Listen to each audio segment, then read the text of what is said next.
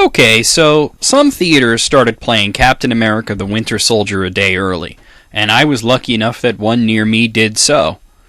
So I went to see it, and here's my review. Settle down, I have a lot to say about this, but since I'm still writing this technically a day before the movie opens, this will be a spoiler-free review, so worry not. In an interview, it was claimed that Captain America the Winter Soldier is not a superhero film at all, but rather a character-driven action movie. And while that is technically true, it's really more of a character-driven political thriller masquerading as an action movie. That's not to say that there's not a lot of action. There's plenty of action.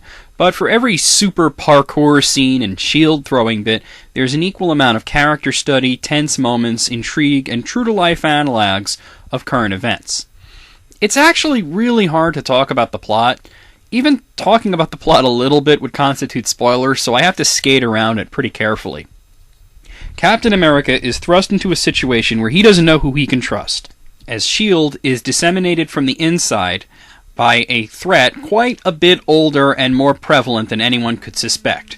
When Nick Fury realizes that S.H.I.E.L.D. has been compromised, he finds himself the target of the Winter Soldier, a cyborg assassin with powers equal to Captain America, who's been operating for decades. Every time he's needed, he's taken out of cryosleep, and his memories of all previous encounters are erased. Very prevalent in this film are Scarlett Johansson as the Black Widow and Robert Redford as Alexander Pierce, a high-ranking politician who oversees S.H.I.E.L.D. Also new is Anthony Mackie as the Falcon, Captain America's old partner from the comics, given a more contemporary costume. The movie follows the Winter Soldier storyline from the comics pretty closely, and that's really the final word I can give on the plot. As for the movie itself, it says a lot about the balance of security and freedom and corruption, as well as delving into issues of trust, how far we've come from the 1940s, while still maintaining a lot of the same problems in brand new packages. A lot of times I get asked, who makes better movies, Marvel or DC? Well, comics aside, when it comes to comics I'll always be a DC fan. With the movies, it really does lean towards Marvel, simply because they make a lot more movies and are willing to take risks.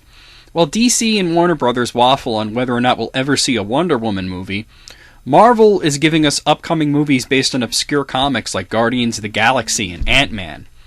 DC, however, while they've had their share of stinkers, and they don't make as many movies, are pretty stuck on Batman and Superman, but they've made some truly great ones. Case in point would be the Dark Knight trilogy. They were all great, the middle chapter was the best. Marvel never had anything on that level. I mean, there have been Marvel movies that I absolutely loved, like the Ang Lee Hulk film. But even as someone who loved that film, I can admit that it was highly polarizing. Ang Lee's Hulk was the arrogant bastard ale of films, loved by few, hated by many.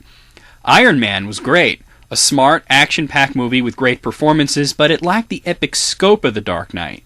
The Avengers, well, it was good. I liked it. It was fun, but not exactly smart. So, it seemed that Marvel was content to make really good movies most of the time, rather than DC's approach of throwing the dart, and sometimes they hit the bullseye perfectly, and sometimes they miss the target altogether. Until now. The Winter Soldier is a lot like a Nolan Batman film. Now, it's about a Marvel character. Now, that's not to say that it's dark like those films. It has its own tone, which is much closer to political thrillers of the 1970s than Christopher Nolan's study in urban pathos, but it's similar in its quality. And it's not like The Dark Knight, but it's just about as good as The Dark Knight. And while The Dark Knight was taken over the top by one great performance by Heath Ledger, I felt that The Winter Soldier was taken over the top by a great performance from Robert Redford, who exudes smugness and enigma as Pierce. The entire movie probably only has one flaw. It was just this one stupid scene.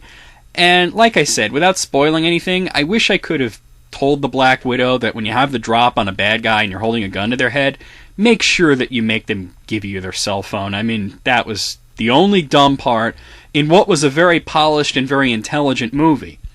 While the first Captain America was something that I really liked, mostly for its visual style and its old-school adventure serial flair for storytelling, this one is stark, honest, modern, brutal, and smart. But it still manages to be fun. It's the large-scale action epic that the Avengers could never be, because the Avengers would never get away with that. They could never take themselves that seriously. The Avengers had to be funny and lighthearted to work due to the problems of having so many high-profile characters sharing a screen. But here you have a focus on 5 central characters. That would be Cap, Black Widow, Falcon, Fury, and Pierce. Obviously, the Winter Soldier's there as well, but he's more of a presence than a character. They're all allowed to do a much more seriously minded film, but one that is not afraid to elicit smiles or even chuckles from time to time. So I'm going to give Captain America the Winter Soldier a 10 out of 10, and I heartily congratulate Marvel Studios on reaching this height, and I hope that the film is successful enough that we can get more movies like this and a lot less like Iron Man 3.